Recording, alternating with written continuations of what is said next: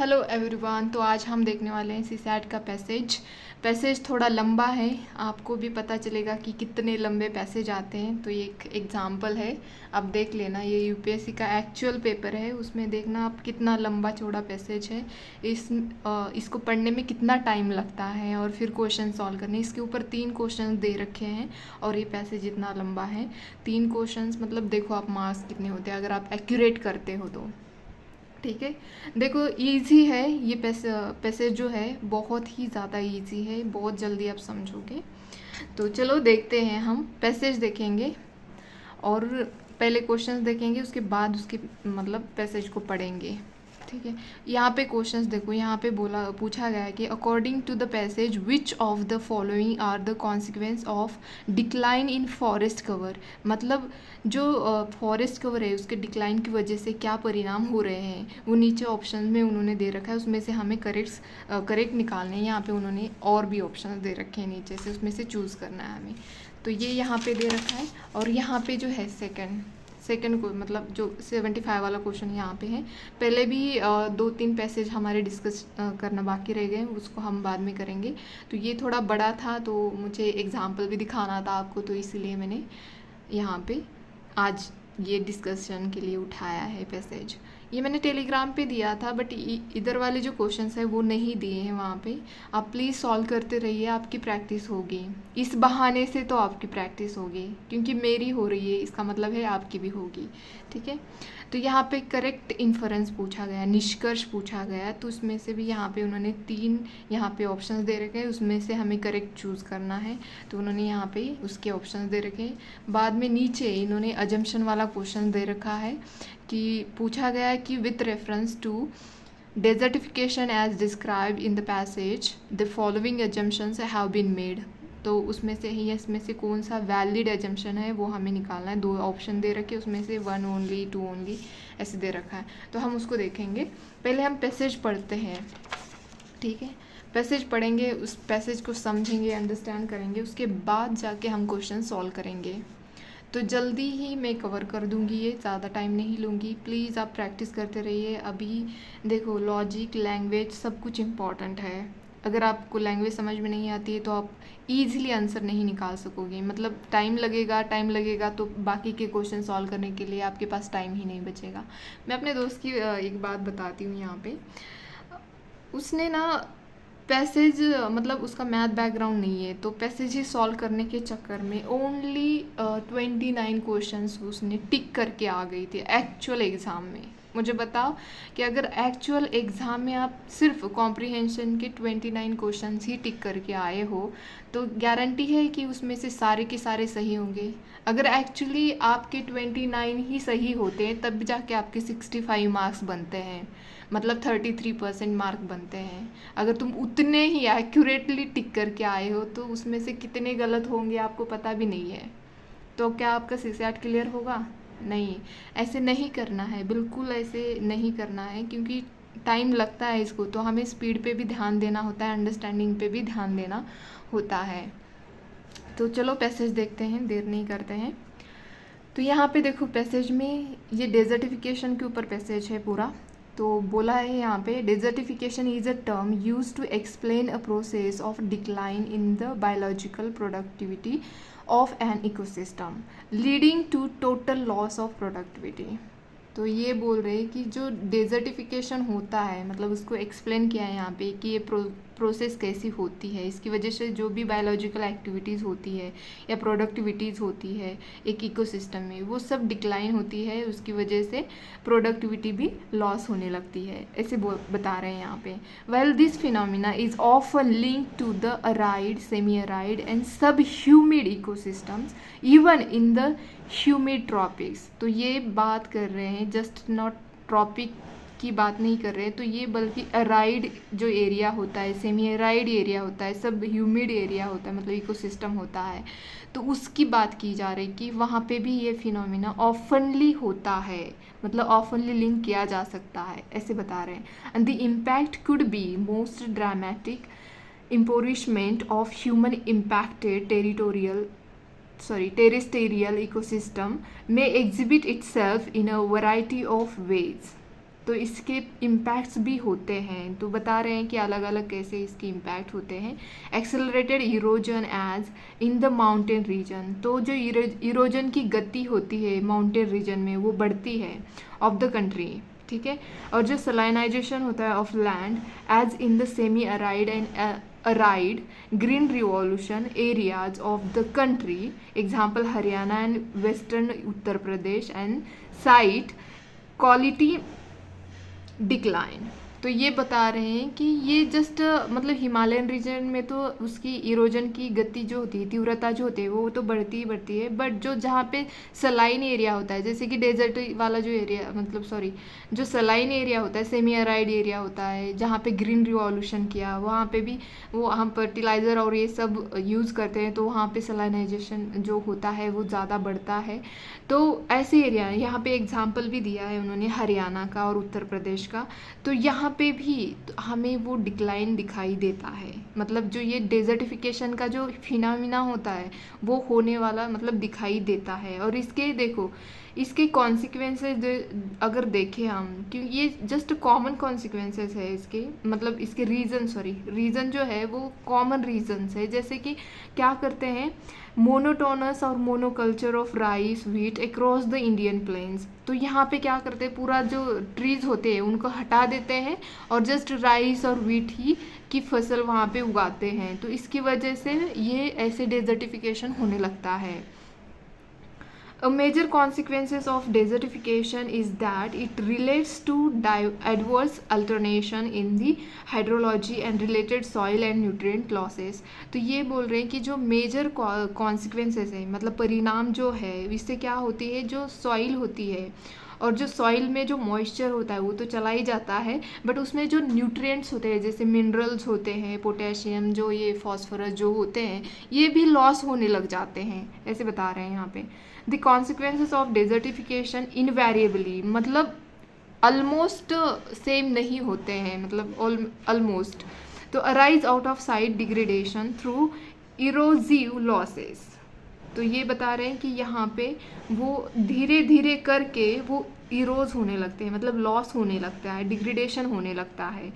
Tropical Asia, Africa, south America, ये tropical की बात कर रहे हैं यहाँ पे। ट्रॉपिकल जो एरिया है एशिया का हो चाहे अफ्रीका का हो चाहे साउथ अमेरिका का हो, have the highest level of erosion. मतलब ऐसा नहीं बोल रहे कि ये दूसरे एरिया में नहीं होता है, बट जो ये ट्रॉपिकल एरिया है एशिया का हो चाहे अफ्रीका का हो चाहे साउथ अमेरिका का हो, इसमें ज़्यादा लेवल दिखता है इरोजन का। The already high rates for the tropics are increasing at an alarming rate. मतलब ये बहुत ही ज़्यादा हमें मतलब अटेंशन देने वाला पीरियड है, इस पे हमें अभी अटेंशन देना चाहिए वरना पूरा डेजर्ट बन जाएगा।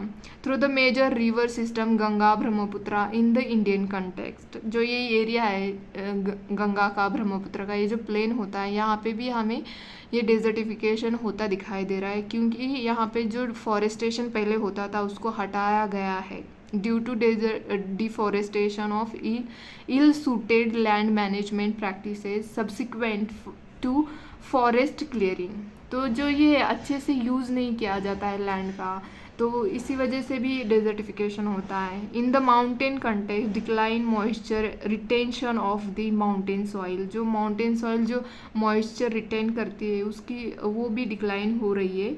और drawing up of the underground springs, जो अंडरग्राउंड वाटर होता है वो भी ड्राई होता जा रहा है। और जो स्मॉलर रिवर्स होती है in the Himalayan region could be attributed to drastic changes in the forest cover. मतलब उनका जो रास्ता होता है रिवर का वो मतलब ड्रास्टिकली मतलब बहुत जल्द गति से वो अपना रास्ता बदलती है अगर वहाँ पे डिफॉरेस्टेशन हो जाता है तो। एंड इनडायरेक्ट कॉन्सिक्वेंसेस, मतलब जो कि ये तो डायरेक्ट देखे हमने, इनडायरेक्ट कॉन्सिक्वेंस भी होते हैं इसके। Drastic alternation in the upland and lowland interaction mediated through water. आपको तो पता ही होगा, आपने ये यूवन जोग्राफी या अपने एनवायरनमेंट में भी ये पढ़ा ही होगा कि जो इसके इनडायरेक्ट और डायरेक्ट कॉन्सिक्वेंसेस भी होते हैं डिफॉरेस्टेशन के, ठीक है। तो यहाँ पे ये अपलैंड एंड लोलैंड इंटरेक्शन और उसके थ्रू वाटर का जो मेडिएट होता है उसकी बात कर रहे हैं। द करंट कंसर्न्स, मतलब अभी जो करंट कंसर्न्स है, the tea planters of Assam has is about the damage of tea plantation due to frequent inundation along with flood plains of Brahmaputra and damage to tea plantation and the consequent loss in tea productivity। तो ये बता रहे हैं कि जो ये floods आते रहते प्लेन्स में या जो इसकी वजह से जो डैमेज होता है तो इससे प्रोडक्टिविटी भी लॉस होने लगती है वो टी प्लांटेशन की, मतलब टी की।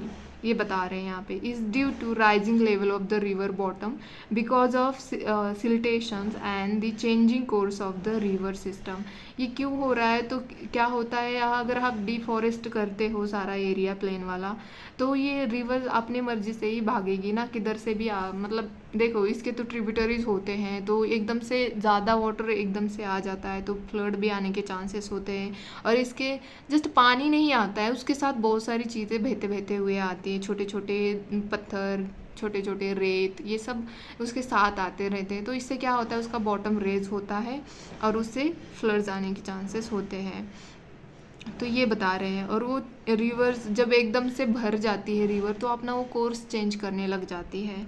The ultimate consequences of site desertification are soil degradation, alteration in available water and its quality, and the consequent decline in food, fodder and fuel wood yields essential for the economic well-being of rural communities. तो ये बता रहे हैं कि उसके ultimate अगर last वाले मतलब लास्टली कॉन्सिक्वेंस में देखे जाए तो डेजर्टिफिकेशन से क्या होता है, सॉइल डिग्रेडेड होती है, उससे क्या होगा जो हमारी ये जो फूड फॉडर इसकी जो यील्ड होती है उसमें भी हमें डिक्लाइन दिखाई देता है। और इसका परिणाम मतलब इकोनॉमिक जो परिणाम दिखाई देता है वो रूरल कम्युनिटीज़ के ऊपर दिखाई देने लगता है।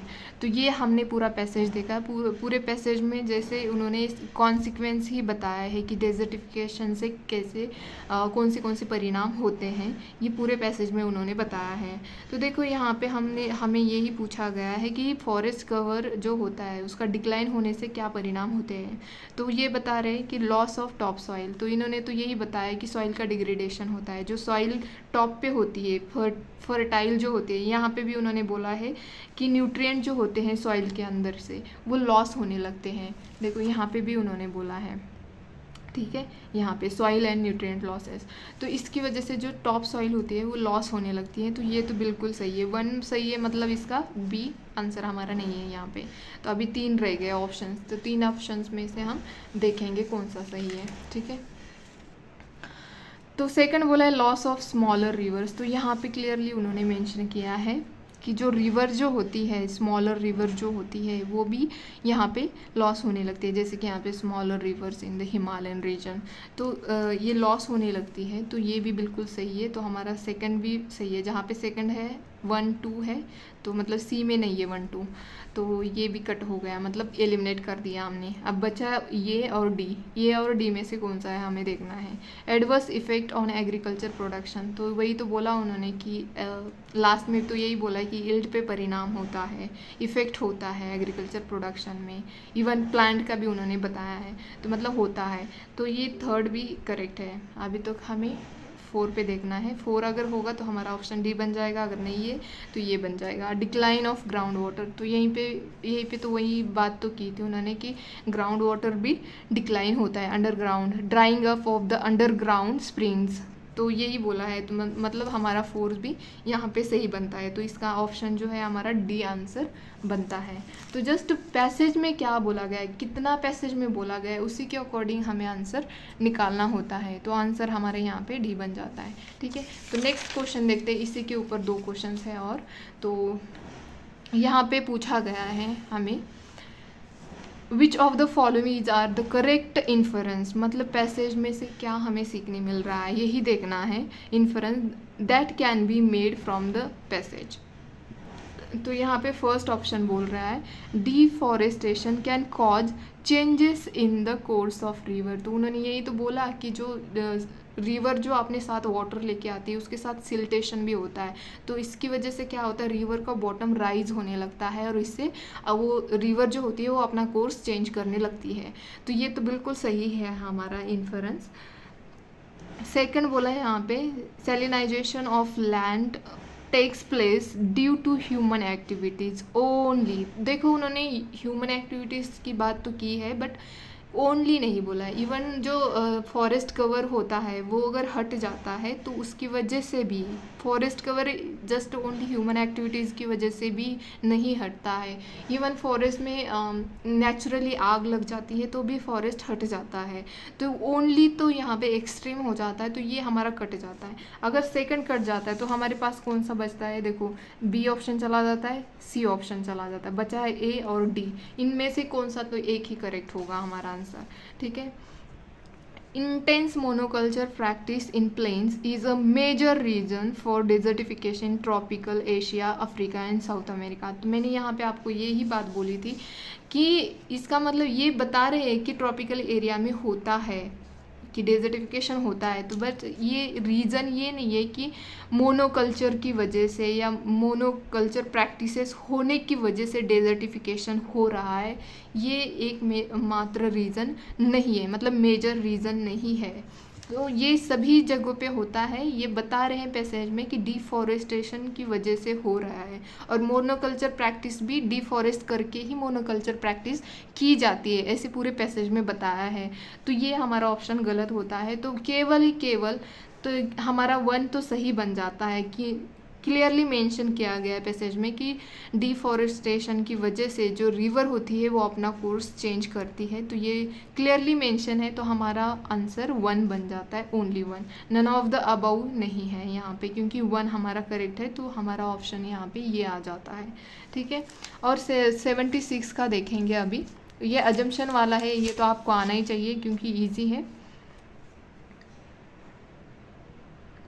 यहाँ पे फर्स्ट ऑप्शन दे रखा है, desertification is a phenomena in tropical areas only. देखो मैंने आपको वहाँ पे बताते टाइम पे ये बोला था कि उन्होंने हाँ ट्रॉपिक की बात की है, इसका मतलब ये नहीं है कि उन्होंने क्लियरली वो मेंशन नहीं किया है कि हाँ दूसरे एरिया की बात ही नहीं है की है, टेम्परेट एरिया की। सेमी एराइड एरिया कहाँ पे होता है, टेम्परेट एरिया में ही होता है ना, तो वो उसी की भी बात हो रही थी। तो ओनली तो यहाँ पे एक्सट्रीम बन जाता है, तो ये तो हमारा अजम्पशन बिल्कुल भी नहीं है, क्योंकि ओनली ट्रॉपिक एरिया की बात नहीं हो रही है पूरे पैसेज में। तो ये हमारा गलत बन जाता है यहाँ पे। सेकंड है, deforestation invariably leads to floods and desertification। mostly of the deforestation leads to floods and desertification। देखो डिफॉरेस्टेशन की वजह से होता है, बट फ्लड्स आने के चांसेस, रिवर जब अपना वाटर ज़्यादा रेज करती है तब फ्लड्स आते हैं। और डेजर्टिफिकेशन डिफॉरेस्टेशन की वजह से ही नहीं होता है, एकमेव नहीं होता है। ये इनवेरिएबल का मतलब ही होता है कि ऑलमोस्ट इसी वजह से, बट ऐसे नहीं, डिफॉरेस्टेशन की वजह से ही नहीं, बाकी की ह्यूमन एक्टिविटी भी उन्होंने बताई है उसमें, तो उसी की वजह से भी होते हैं। तो ये वर्ड्स पे हमें ध्यान देना है। तो ये भी हमारा अजम्पशन यहाँ पे नहीं बनता है। तो अजम्पशन मतलब कुछ ना कुछ अज्यूम करके लिखा गया हो, उसके बेस पे हमें यहाँ पे वैलिड अजम्पशन लिखना था, बट ये दोनों भी गलत अजम्पशंस है। तो इसका मतलब है हमारा आंसर डी आ जाता है यहाँ पे, नाइदर 1 नॉर 2। तो अभी लास्ट में आपको यही बताऊंगी कि पैसेज बहुत बड़ा था, मतलब बहुत ज़्यादा मतलब बड़ा था, तो इसको पढ़ने में भी अच्छा खासा टाइम लगता है। तो आप अपनी स्पीड भी बढ़ाइए, लैंग्वेज की अंडरस्टैंडिंग करिए, खास करके यूपीएससी की लैंग्वेज में। मैंने पहले भी ये बात बताई है, अभी भी यही बात बोलूँगी कि इसकी लैंग्वेज अंडरस्टैंडिंग होना बहुत ज़रूरी है। और आपको मतलब देखो किसी भी चीज़ को नहीं छोड़ना है, ना ही रीजनिंग को, ना ही मैथ को, ना ही कॉम्प्रिहेंशन को, सारी चीज़ें अच्छे से करनी है, ज़्यादा फोकस देना है। सीसैट को बिल्कुल अंडर एस्टिमेट ना करें, पूरी तरह से प्लानिंग के साथ पढ़िए और अपना स्पीड भी बढ़ाइए। 1-2 टेस्ट सॉल्व करके देखिए कि क्या गलती हो रही है, आपको पता चलेगी, और कितने मार्क्स आ रहे हैं ये भी पता चलेगा। ठीक है, तो आज के लिए इतना ही, धन्यवाद।